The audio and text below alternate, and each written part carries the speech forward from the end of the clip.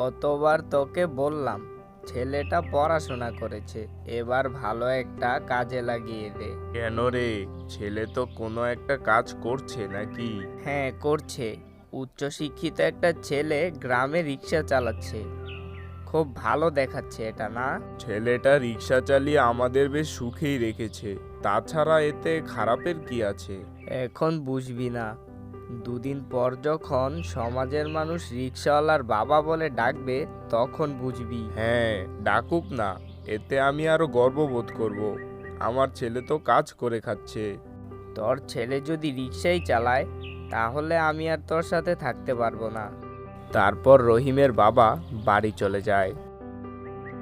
কি হলো বাবা, তোমার মনটা আজ যেন খারাপ? তোকে কতবার বললাম, পড়াশোনা করেছিস, এবার শহরে গিয়ে একটা চাকরি কর। তা না করে কি করছিস?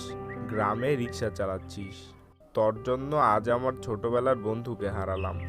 কেন বাবা, রিক্সা চালানোতে কি দোষ? আমরা তো রিক্সা চালিয়ে বেশ সুখেই আছি। হ্যাঁ, আমরা তো বেশ সুখেই আছি, কিন্তু রাস্তায় বের হলে গ্রামের মানুষ এক একজন এক এক কথা বলছে, তোকে নিয়ে সমালোচনা করছে। সমালোচনা করতে দাও বাবা, সবাই একদিন বুঝতে পারবে কোনো কাজই ছোট নয়।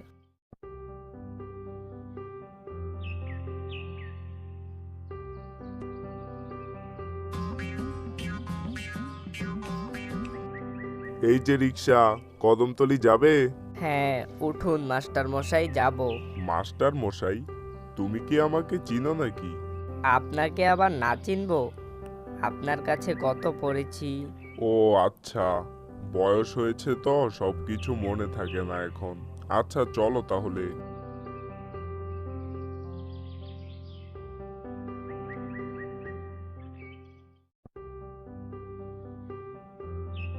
এই যে নাও, তোমার ভাড়াটা রাখো। কি যে বলেন না মাস্টার মশাই, আমি আপনার কাছ থেকে ভাড়া নিব? না না মাস্টার মশাই, এই কাজ আমি করতে পারবো না। কেন নিবে না? তুমি কত কষ্ট করে সেই কত দূর থেকে আমাকে নিয়ে এসেছো। মাস্টার মশাই, আজ আমি টাকা নিব? আপনি আমাকে কত বিনে পয়সায় পড়িয়েছেন, এত বড় জঘন্য কাজ আমি করতে পারবো না।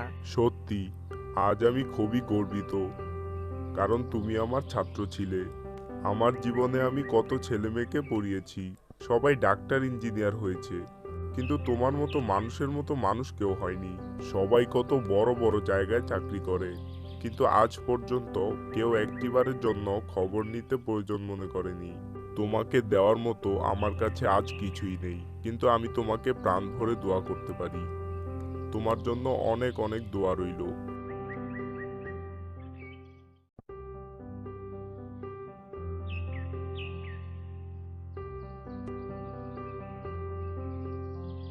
আরে মাস্টার মশাই, কেমন আছেন? ভালো আছি ভাই, আপনি কেমন আছেন?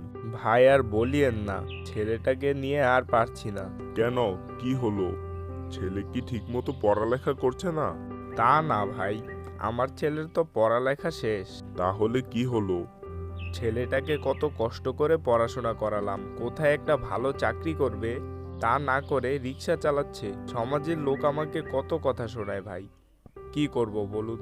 তাহলে সেই রিক্সা চালানো ছেলেটা আপনারই ছেলে? হ্যাঁ হ্যাঁ, সেই হতচ্ছাড়া ছেলেটা আমারই ছেলে। কি বলছেন ভাই?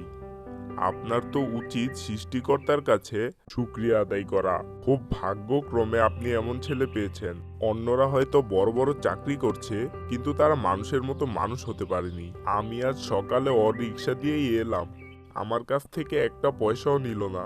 এখনকার যুগে এমন ছেলে তো পাওয়াই যায় না। এরপর থেকে রহিমের বাবা তার ছেলের কর্ম নিয়ে খুবই আনন্দিত ছিল।